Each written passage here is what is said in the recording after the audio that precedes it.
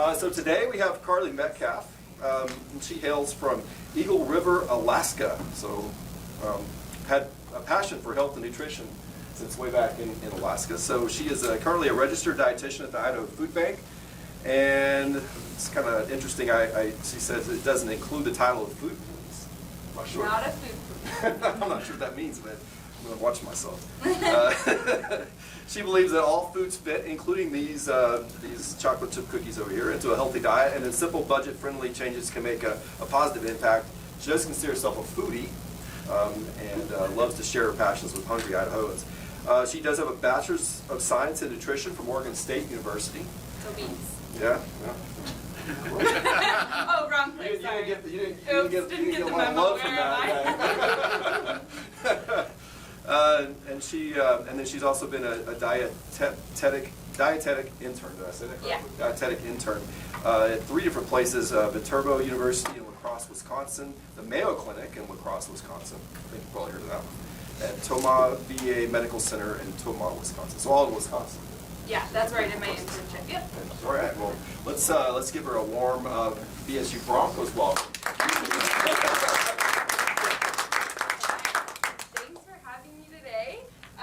That was a great intro. Yeah, I'm Carly Metcalf, and I've been a registered dietitian at the Idaho Foodbank for about 1.5 years now. And this is what I get to do all the time. I get to teach people how to eat well on a budget, and like you'll kind of see through the presentation, that means that you can have cookies, and you can have fruits and vegetables and whole grains, and they all are great for us. And if you exclude any like certain food group or anything like that for arbitrary reasons, that's actually not healthy eating, and we really should try to allow a space for all foods in our diet. I'm going to talk a little bit about some boring stuff first, but I think it's really important to know the background of the Idaho Foodbank, what we do, and then we'll talk about healthy eating. So 1 in 8 individuals in Idaho are currently hungry, and 1 in 6 children are food insecure. And these statistics are something that obviously at the Idaho Foodbank we are working to combat. So that means about 200,000 Idahoans are facing food insecurity. We'll talk a little bit about what food insecurity means going forward. But so 50% don't qualify for those safety net programs like SNAP or WIC or things like that. So that's where the food bank kind of steps in and tries to help when we can. We partner with many different agencies across the state to get this food out to hungry people. And we have a focus on nutrition as well. And that's why they have 2 registered dietitians at the Idaho Foodbank. And it just shows through the food that we give out to hungry Idahoans. It really is nourishing and nutritious food, which is super, super important to us. So we have a nutrition philosophy, and that a variety of foods can fit into a balanced diet, like I said before. But we really want to empower people to make their own decisions. That's really, really important to us. When you feel empowered to make your own decisions, whether that be with nutrition or other health needs that you have, it makes you a healthier and happier person. We want to also make the healthy choice the easy choice. So, for example, providing nourishing foods to food pantries to then give out to hungry people. That can then, when the participant is going through the pantry and they're shopping for food, that it's easy to pick nourishing, healthy foods, and it's not just filled with cookies, for example. That's just an example. But we really want to make it easy, and we also, I'll talk about our program Cooking Matters in a second, but that also helps to empower people making that healthy choice, the easy choice. We go off of USDA's My Plate. Has anybody seen that before? My Plate, I'm sure you have. I don't have a picture of it here, but pretty much what it is, it's a plate, and it has our 5 food groups on it, and it just, for me, what I try to teach from that is balance and variety. That's, if there's one thing you take away from today, balance and variety. It looks different for different people, but that's one thing that if I can stress to you guys to keep in front of mind, balance and variety. Okay, so that means foods and beverages, lower in added sugar, fruits and vegetables, whole grains. Dairy products, if that's something that you can handle. If you can't, then there's other ways to get, calcium, vitamin D, and we can kind of brainstorm that together going forward. But another part of our nutrition philosophy is we actively seek fresh produce from our donors, and we accept most donations, but we are outgrowing our space. Does anybody know where the Idaho Foodbank is? Okay, one person. Well, this is good that I'm here kind of letting you know. So we're not that far away. We have a big warehouse off of Federal Way. And that's where you can, if you need volunteer hours or if you want to volunteer, that's kind of where you would go. We're moving though because we have outgrown our space. So that's a good way for us if we get a donation of, say, soda from Coca-Cola. We can say, we don't have room for this. Next time if you bring us maybe like coconut water or something different, we'll be able to accept it because we have such a limited space that now we're being a little bit more picky with some of the donations that we receive. And then we're just going to continue to expand in outreach and strive to make our state healthier by feeding hope, hunger, and improving health in all the ways that we can. So we have a hunger to health strategy. Our nutrition philosophy is a part of that. And do we have any questions? I should pause. Do you have any questions so far? Okay. Let me know. Okay, so our nutrition initiative is emphasis on providing healthy food to families, like I said before. We want to provide that nourishing food to hungry people. Our education initiative. So part of that is educating our partners about our nutrition philosophy, also educating the people of Idaho through our Cooking Matters program, through our Hunger to Health strategy. That's how we can educate people. And what's most important to me as a registered dietitian at the Idaho Foodbank is to meet people where they are. And so not everybody's ready to swap I'm just going to continue to use cookie as an example, but swap the cookie for celery right away, right? So you have to understand that there are reasons why we eat the foods we do, and it's not always health, right? There is an emotional component, and there is a social component to food, and that's great, and we should embrace that and understand kind of where people are coming from and meet them where they're at. So, has anybody heard of social determinants of health? I see one nod. Okay. So these are things that happen to people to make them healthy or maybe less healthy. Things like housing costs, things like food availability, things like that. Transportation. These all can determine our health status, and we have a emphasis on social determinants of health for our Hunger to Health strategy, and we are promoting engagement with healthcare professionals and healthcare entities. So we have relationships with St. Luke's, we have relationships with Terry Riley, if you've heard of that, Valley Family Healthcare, and we're creating those bonds because we really see that obviously food insecurity, if you have food insecurity, then you are missing one component of health. And we really should be creating those partnerships to make our state healthier. That includes the food insecurity screening questions. And I'm going to, I think it's the next slide. Yeah, these are the food insecurity screening questions. And I want you guys to answer them in your heads. Within the past 12 months, were you worried whether food would run out before you got money to buy more? And you would answer often true to don't know used. And then the second question, within the past 12 months, the food I bought just didn't last and we didn't have money to get more. So these are questions, they're 2 questions, they're verified, lots of studies have been shown to show that these are great to address food insecurity.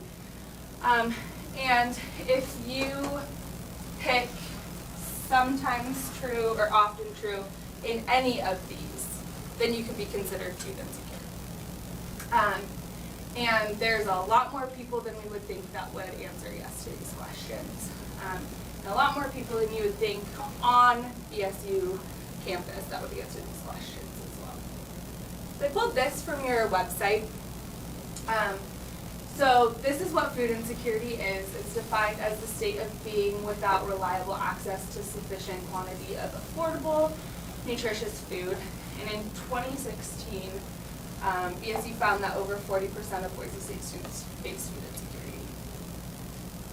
What do you think about that? Is it something that you're like, oh yeah, I know that. That makes sense. Some yes, some no's. When I was in college, I was going to school for nutrition. It never crossed my mind. And it's really, really unfortunate. But your school is doing things to help combat that, which is really, really an important part of all of this. So there are 2 food pantries that I know of. I believe there's only 2 on your campus so far. And one is located in the Dean of Students, and then one is in the, what do you call it, like your student union building. The one's in there. And you can find this online, hours of operation. All you need is, I believe, your student ID to get in and get food. And then we have a mobile pantry program every month for the next couple months. And it's in, I believe you call it your quad area. And I was at the first one, and it was so fun. We had amazing food. We had Chobani yogurt, and we had cheese and oats and fresh fruits, and I believe some vegetables, pasta sauce, lots of stuff, like tons of stuff. Our mobile pantry program is where we take the pantry on the road, kind of. It's mobile, right? And I believe we served over 100 students through that pantry, and it was really, really awesome. But one thing that I did notice is we were giving out potatoes, and I was kind of at the end where the potatoes were, and some students would like come through, and I'd be like, take potatoes, like we want to get all of this food out. We do not want to take any back. So we are pushing food like crazy, kind of food pushers, which isn't necessarily healthy itself, but anyways, there were a lot of students that were like, I don't know what to do with potatoes. And this is the thing, I don't know why it constantly shocks me, but it does. Like when I hear these things all the time, that people don't know how to use food, which is unfortunate. We're not taught these things. That's why you guys have these classes, right? We're not taught these basic life skills. How to use a potato, how to cut a potato. Well, first you need a knife and you need a cutting board. Well, you don't actually need that. You could literally just take the potato and put it in the oven, put some beans and cheese on it, and you've got a full balanced meal. And that's what I said to the student that came through. I was like, just like take the beans at the end of the table. Like you could make the whole meal right here, super easy. Beans, cheese, if you have any hot sauce, and you're good to go. Like that's gonna taste pretty good. And that's, obviously I could come up with a better recipe if I had more time to think of it, but at the time I was like, this is what you can do. Put it in for breakfast, chop it up, and you can have like potatoes on the side of your breakfast or whatever. So anyways, there are opportunities here at BSU to get food if you answered sometimes or often to any of those questions in the last slide. Any questions so far?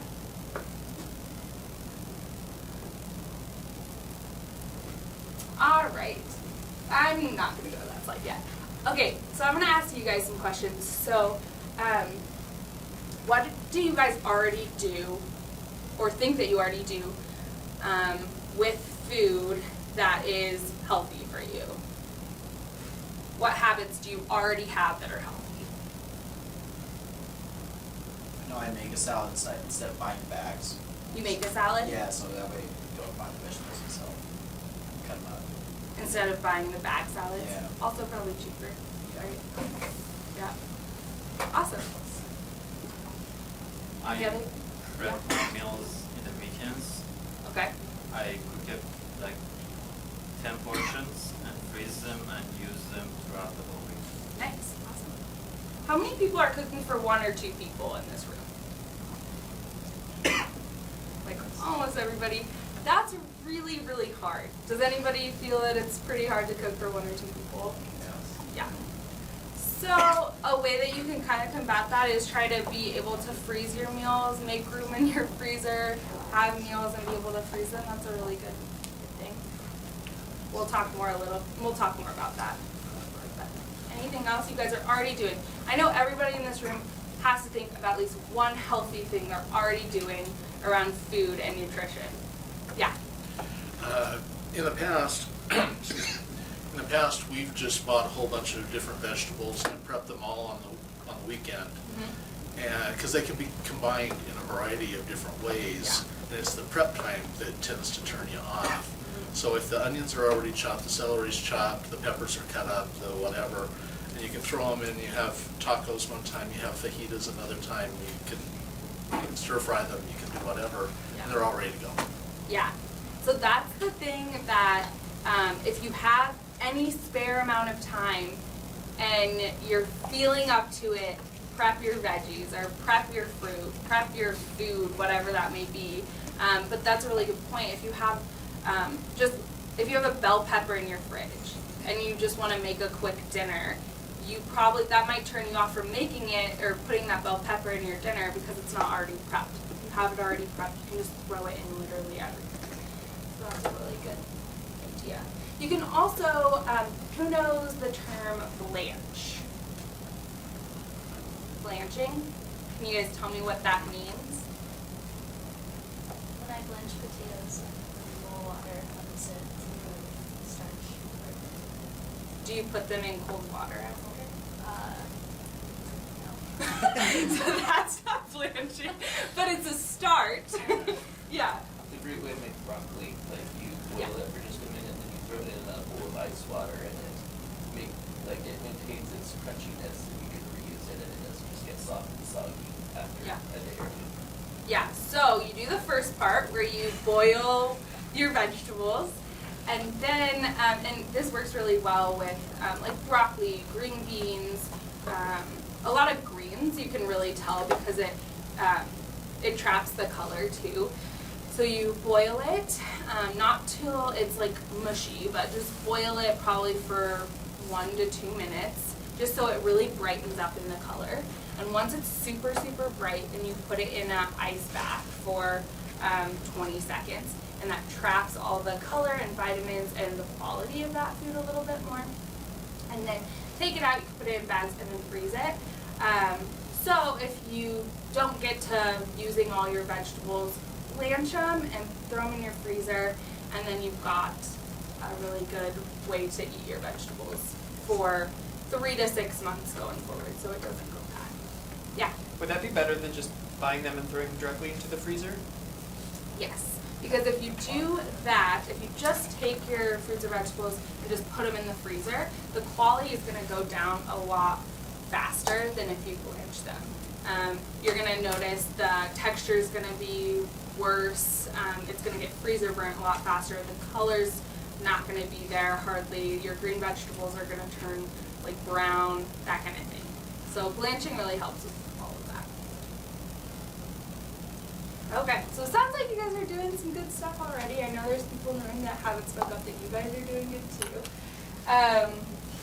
So here are my things that I teach all the time on how to stretch your dollar. So when I talk about all of these things, I don't want you to think you have to do all of them. If you can't plan, that's okay. You can still eat well on a budget. choose one or two things. If you're really like, if you're starting off from square one right now, when I go through all of my tips, choose one or two things. Don't try to choose them all today and be like, okay, I'm gonna plan, I'm gonna have all these staples in my pantry, I'm gonna do this, I'm gonna do that. Choose one or two things that you feel like you can do. We often come into a lot of struggles when we are wanting to do everything all at once. This is the problem with those New Year's resolutions sometimes. People they write a whole list of all their New Year's resolutions, and they're way too high of expectations, right? We really need to start from scratch, and we need to give ourselves some grace too, right? So anyways, with that being said, you can plan to stretch your dollar. So making lists. So before you go to the grocery store, have that list. You already have some meals planned out. You can use the campus food pantry. They don't check how much money you're getting in or whatever. If you bring your student ID, they're gonna give you food. You can use the campus food pantry. That can be a part of your planning stage. Anything else that I haven't put up here that you guys do to plan? Pinterest, that's a good one. I use Pinterest to look up recipes. I have a really good, at the end of the slides, I have a good website that you can go to also for meal planning on a budget. But anything else you guys do to plan? Yeah. Find one way to take one ingredient and stretch it across multiple meals. If you buy a roast chicken, you can get 4 meals out of that, depending on how you use it. Yep. So when you're planning your meals, think about similar ingredients that you can use in all of your meals.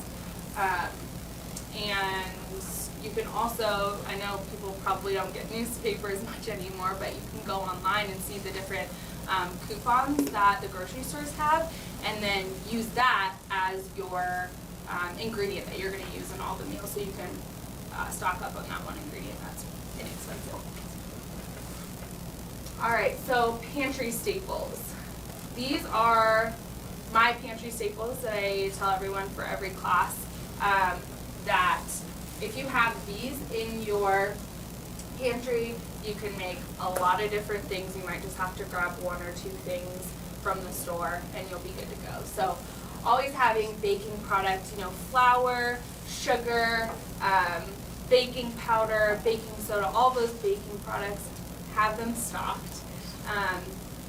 Canned beans. Does anybody know how to, or do you guys cook beans from dried ever? You do? How do you do it? Just usually throw it in a pot. Instant pot? Okay. Let them sit in water for half a day or full day, and then I boil them. Yep. You gotta soak your beans from dry. If you're getting dried beans, there are some extra steps, but it's worth it. It's way cheaper than getting canned. And canned beans are really inexpensive anyways, so you can try dried as well. Canned fruits and vegetables, if you just have canned fruits and vegetables that you know that you like, have those stocked in your pantry. Tomato products, diced tomatoes, crushed tomatoes, I always have those in my pantry. It's really important to have. You can make pasta, curries, anything from tomatoes. Tomatoes are great. Always having cereals, whether that be oatmeal or other cereals that you enjoy. Do you guys know about whole grains? Do you know what whole grains are? What are whole grains? Oh, I was doing this. Like, Oh. there. The one behind you. You're not on the spot, don't worry. Well, I guess some grains can be like rice, wheat, or wheat. So those are grains, right? Yeah. And then whole grains, It's not you when said a they're couple. processed, right? What? It's just not when they're processed, like whole grains, like oats or milled, right? So with whole grains, that we're not processing and grinding it into a paste, right? So they're a little less processed than enriched grains, but they can still be processed. So whole wheat flour is a whole grain, brown rice is a whole grain, oats are whole grains, popcorn is a whole grain.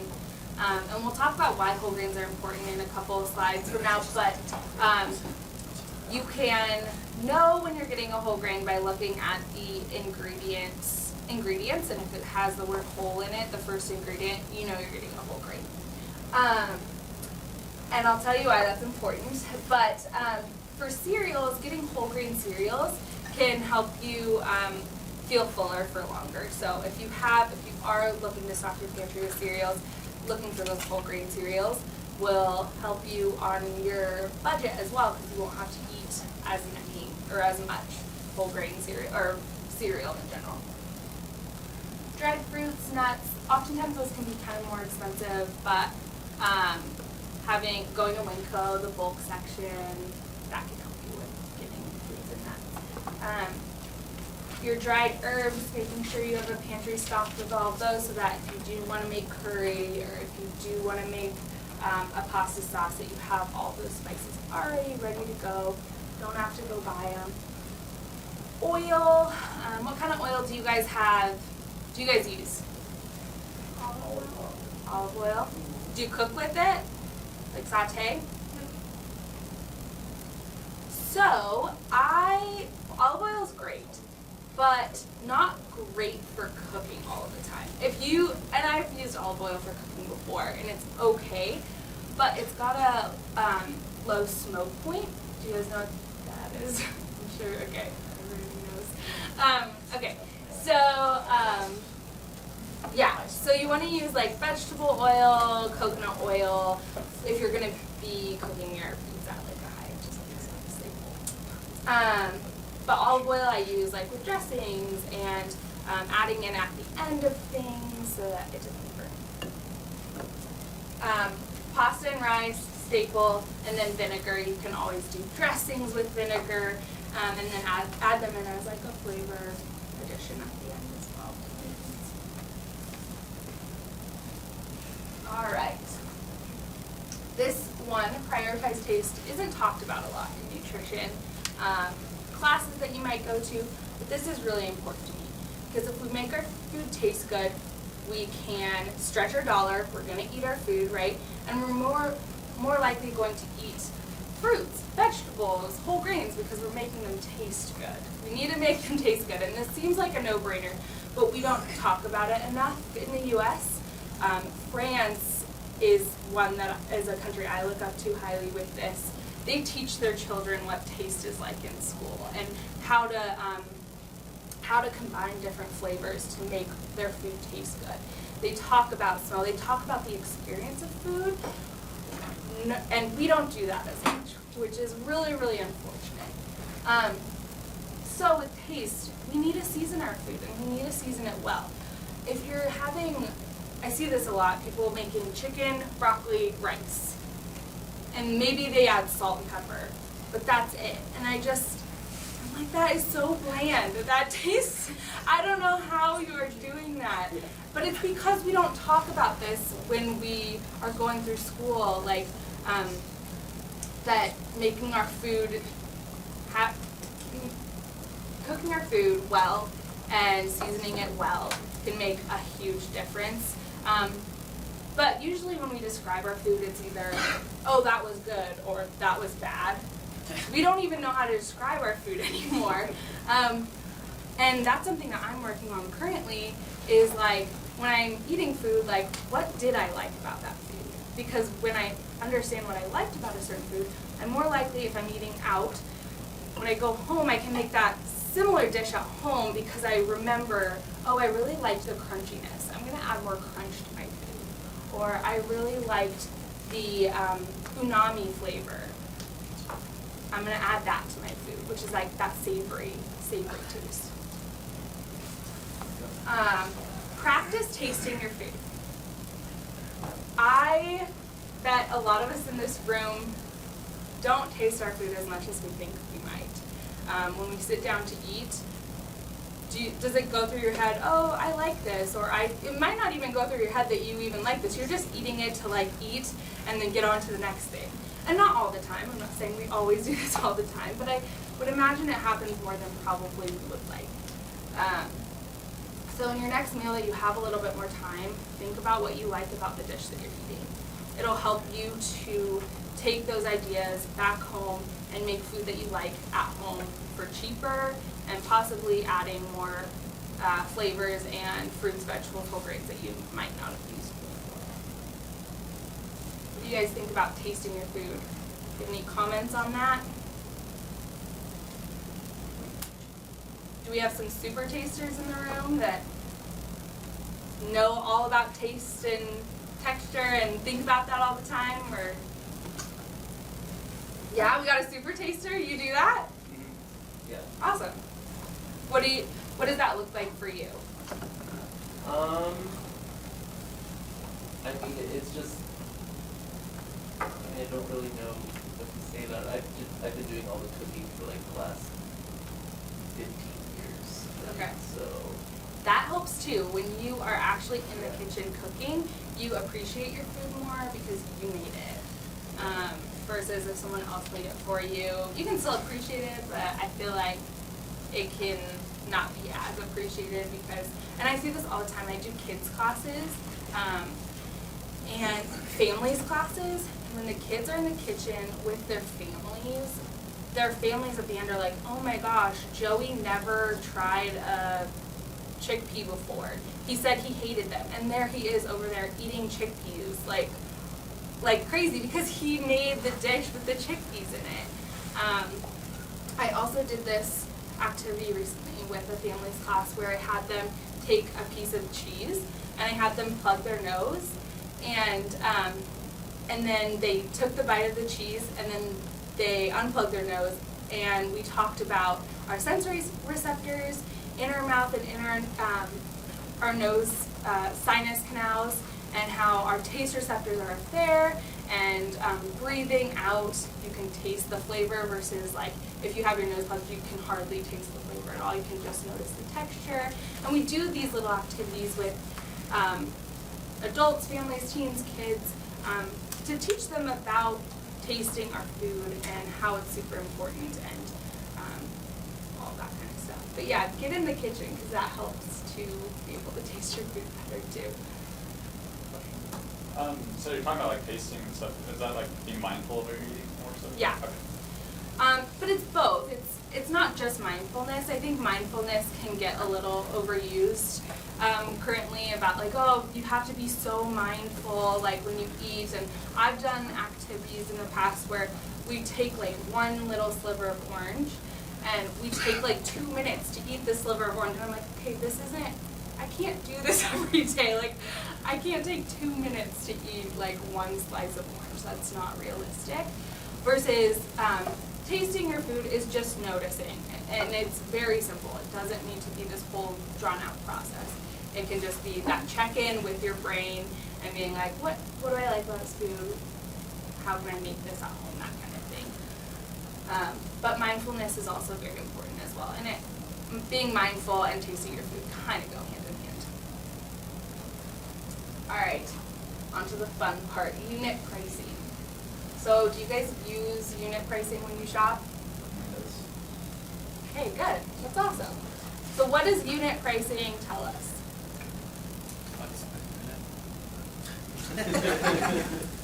I've got some smarties in this room. Price per unit, yeah. So you can't compare like items with different units, right? But you can compare like items with the same unit. So what I always do when I teach this in my classes is I pick like canned green beans, fresh green beans, and frozen green beans. What do you guys think would be the best unit price? Canned. You would say canned?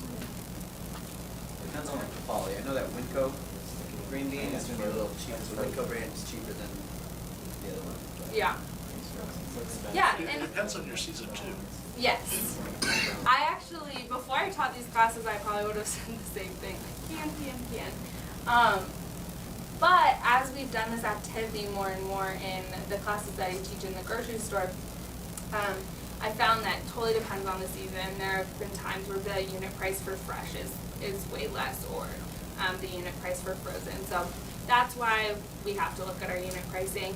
It doesn't always make total sense when we're cooking for 1 or 2 people, because we need to make sure that we have an idea of what we're going to do with the leftovers, right? Because oftentimes the unit price of bulk foods is going to be lower, but if we're cooking for 1 or 2, getting those bulk items isn't going to make the most sense,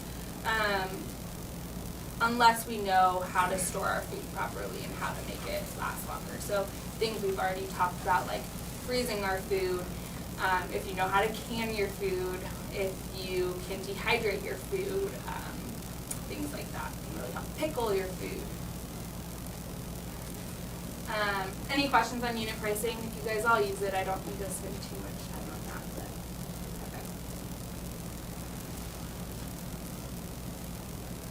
okay. Okay, we've gone through this. So use your freezer, making batches of recipes. It also can limit waste. We waste a lot.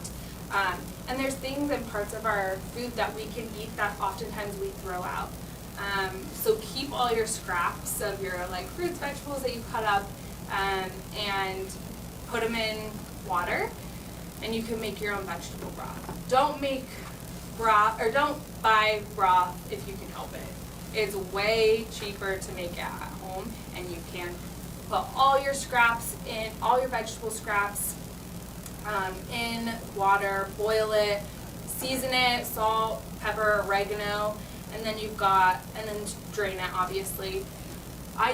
I do mine in the crock pot, so I put all my scraps in the crock pot. Usually I make chicken broth, so I put all my chicken scraps in the crock pot and boil it for overnight, and then in the morning I drain my chicken scraps, put it in Tupperware, and I freeze it, and I've got chicken broth for a long time. So there are ways that we can use our food, and we don't necessarily have to throw out all of our food. And then, like we talked about, buy in season. So, do you guys know what's in season this time of year?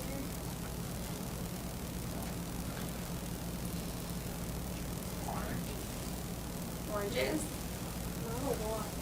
Not a whole lot, yeah. So I have asparagus.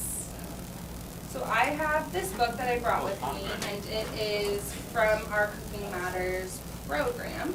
And we have lots of different handouts, and it talks about what's in season. So it is February. We've got collard greens, grapefruit, kiwi, mushrooms, onions, oranges, pears, potatoes, sweet potatoes, turnips, and winter squash. This is a general guide, but obviously where you live is going to change that a little bit. But I find this guide to be pretty consistent with Idaho. Yeah, buy what's in season and try to not buy what's not out of season. It's also not good for our environment to buy out of season all the time. Our fruits and vegetables, if you're buying dragon fruit this time of year, or really any time of year in Idaho, like that's getting shipped from a long ways away and not super good for our environment. So try as much as you can to buy in season. It's going to help your budget and our world. So what do you guys think is the healthiest, most nutritious form of fruits and vegetables? Canned, fresh, or frozen? Fresh. That's the consensus. That's what I wanted you to say, but it's not true. Actually, any form you can get your fruits and vegetables, they're going to hold similar nutrient densities in them, and you're going to be okay. And any way you can get your fruits and vegetables, the way that you enjoy them, and for the cheapest is the way that I want you to eat them. Sometimes fresh isn't the way to go. If we're getting, like I said, out of season fruits and vegetables right now, the quality is going to be less than the quality that you get if it's frozen. All frozen fruits and vegetables are being frozen, picked and frozen at their peak freshness. And so that's going to be fresher than your other. So, like vegetables that you buy already frozen, do you think those get blanched before they're like? Definitely, yeah. So all your frozen fruits and vegetables that you're getting, those are gonna be blanched. Those companies are gonna do that beforehand, and so you don't have to do that for them. But yeah, buy any form of fruits and vegetables you can. They're all gonna be good for you. Add fiber. What does fiber do? Just Slow the digestion, Slows digestion. increase the volume of The food that you eat. forget it, so I don't know how to say it in English. So, yes, fiber adds bulk to the food that we eat when it's digested. It's really good for our gut. Generally speaking, some people that have certain conditions, fiber isn't always good for, but for the general population, fiber is really good for you.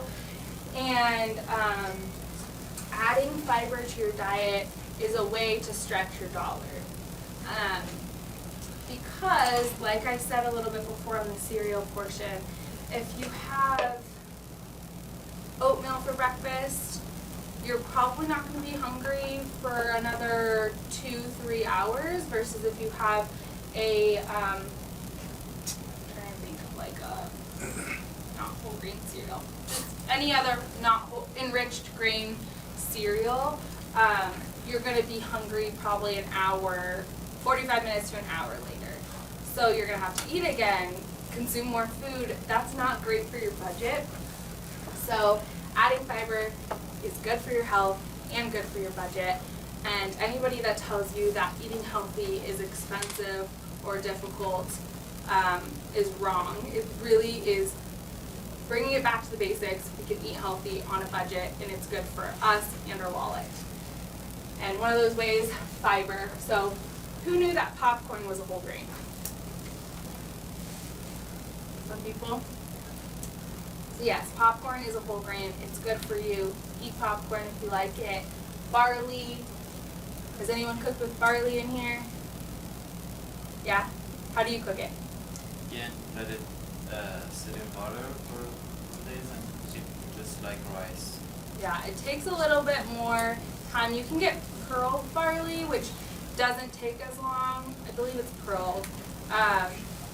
They kind of do part of that process for you a little bit so you can cook it faster. But barley, you can use it just like rice or pasta sometimes. Brown rice takes a little bit longer to cook, so be aware of that, but fairly simple. And then whole grain pasta. Quiz, how do you find a whole grain?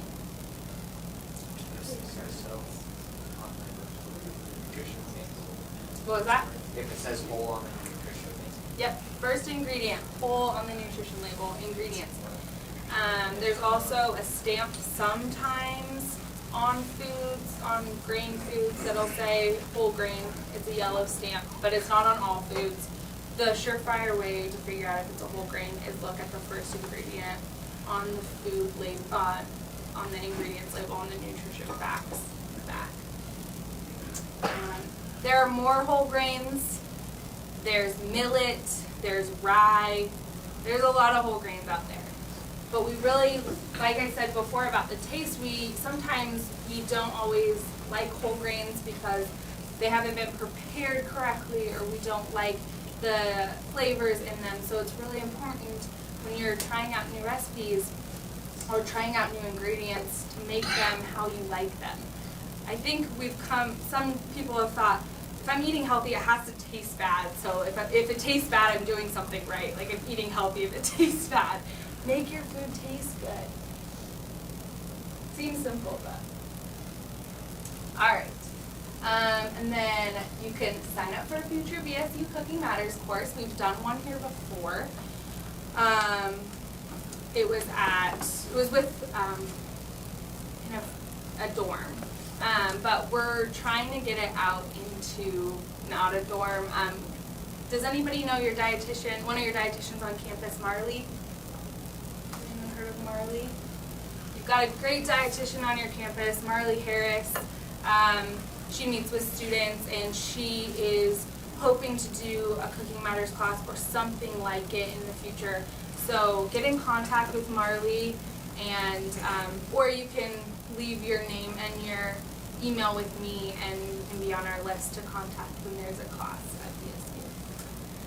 This is the recipe place that I always go to. You can also go to cookingmatters.org for recipes, but this is the one that is priced out. They price out every serving.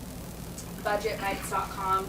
She makes really good recipes, and again, it has per serving how much it costs, and they are nutritious and healthy meals for cheap. So that's great. All right, so in conclusion, hunger is a health issue, and at the Idaho Foodbank, we are trying to bring all of those different things together, nutrition, health, and food insecurity, to make our state one that can thrive and be healthy and make progress towards a better society. So hunger is a health issue.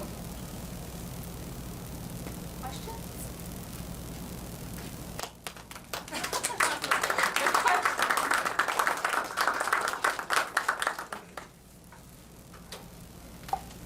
Yeah.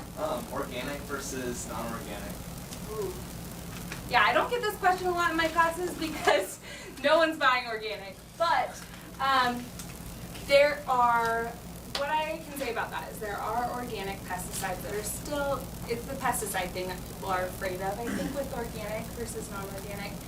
Conventional foods have pesticides on them that non-organic foods don't have. However, organic foods still have pesticides. They're just organic pesticides.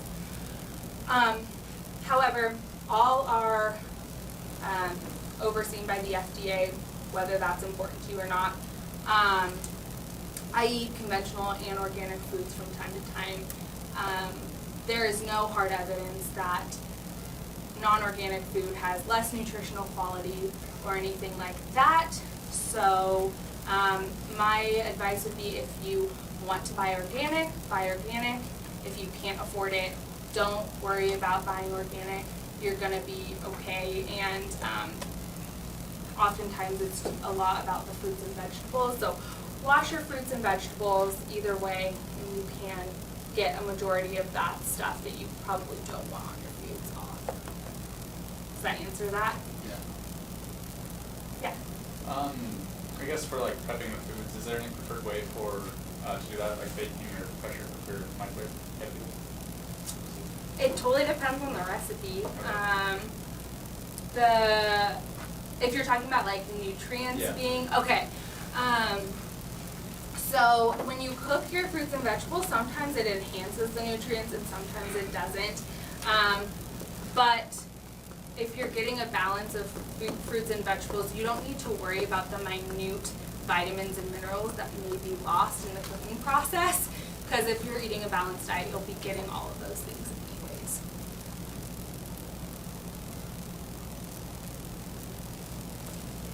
Any other questions? Yeah. There was a group of people that I met in Oregon who had talked about how they were having a hard time because they were buying foods that you had to buy in bulk, and they'd make recipes that fed a lot of people and they'd get bored before they got done eating the leftovers. So they got together and each one of them made a meal that would feed all of them. And they got together once a week, ate the one meal, and then everybody else came with pre-portioned meals that they distributed out. So everybody went home with 6 more meals and they all could cook for cheap and still get a variety. And maybe in a college setting that might be something that would work. Yeah, and that's kind of the premise of Cooking Matters too. I mean, we get together, we cook in a class, we talk about nutrition, we eat together, and the food waste is much less because we're all cooking for the whole group, and there are some, leftovers and things like that, but it's not as much as if you were just cooking for one and you have all these bulk items. And that's, I feel like, how we used to do it and how we used to treat food, but now with our go, go, go kind of lifestyles, that it's harder to, find time, get together, enjoy the food and things like that. It's a little bit harder, but there are still ways you can do it, and there are classes out there, or you can just do it yourself, get together with your friends and make a meal. It does help with that food waste portion, and it's also way more fun than eating alone or with one other person that you eat with all the time. Yeah. Sometimes I see the price per pound, so we're Yeah. talking about unit price, Yeah. of foods that are cooked and not cooked are the same in some supermarkets. For example, there's cooked prawns or shrimps, and there's a bag of uncooked prawns with the same price. So Oh, wow. how is I How do you actually have never come justify across that? that, but I'm now gonna check that out, because if they're cooking it for you there should and be it's an the added same price, yeah, it should be, you would think it'd be an added price. Where have you seen that? in Costco. Costco? I would if you're short on time, buy the cooked one. It's the same Some price. people say, they use, lower quality food for the cooked ones because then they can add flavors and they can mask that, but I just wanted to. I've never, every time I've heard of that, it has been at a higher price, so I'm just like, whatever is best for your budget. I don't know specifically about what kind of quality. I would assume the quality might be a little bit less, just because they probably have to mass produce it more than just selling it uncooked to one family, but I don't know the quality of that.